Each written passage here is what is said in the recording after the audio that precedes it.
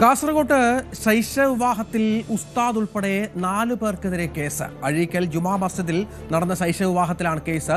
16-കാരിയെ പടന്ന പഞ്ചായത്തിലെ പ്രവാസിയായ 28-കാരന് കാണത്ത് കല്യാണം നടത്തിയെന്നാണ് പരാതി. രാജ്യത്ത് ഒരു കാരണവശാലും ശൈശവ വിവാഹം അനുവദനീയമല്ല.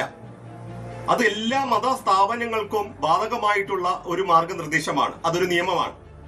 നിർഭാഗ്യവശാല് കാസർഗോഡ് അഴീക്കൽ ഇടച്ചാലെ ഒരു മതസ്ഥാപനത്ത് അത്തരം ഒരു ശൈശവ വിവാഹം നടക്കുകയുണ്ടായി. അതുമായി ബന്ധപ്പെട്ട പോലീസിന് രഹസ്യമായിട്ടുള്ള വിവരം ലഭിക്കുകയും ചൈൽഡ് ഹെൽപ്പ് ലൈനിൽ രഹസ്യമായുള്ള വിവരം ലഭിക്കുകയും പോലീസ് അതുമായി ബന്ധപ്പെട്ട് കേസെടുക്കുകയും അന്വേഷണം നടത്തുകയും ചെയ്തിട്ടുണ്ട്. പക്ഷേ പോസോ ആക്ട് അനുസരിച്ച് ഉള്ള നടപടിക്രമങ്ങൾ നടത്തുവാൻ പോലീസ് ഇതുവരെ തയ്യാറായിട്ടില്ല. പ്രതികളെ ഇതുവരെ പോലീസ് അറസ്റ്റ് ചെയ്യുന്നില്ല.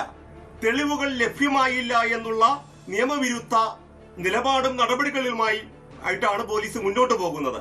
ഇത്തരം സമീപനങ്ങൾ ഒരിക്കലും നമുക്ക് അംഗീകരിക്കുവാൻ കഴിയുന്നതല്ല.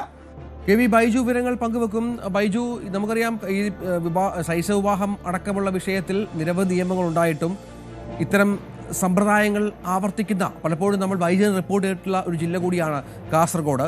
ഇപ്പോൾ 4 പേർക്കെതിരെ കേസെടുത്തിട്ടുണ്ട്. ഇപ്പോൾ ഇതിന്റെ ഒരു പശ്ചാത്തലം എന്താണ്? ഇത്തരമൊരു വിവാഹം നടത്തിക്കൊടുത്തതിന്റെ പിന്നിൽ ഈ ഉസ്താദ് ഉൾപ്പെടെയുള്ളവർക്ക് കൃത്യമായ പങ്കുണ്ട് എന്ന് തന്നെയല്ലേ പോലീസിന് ലഭിച്ചിരിക്കുന്ന വിവരം?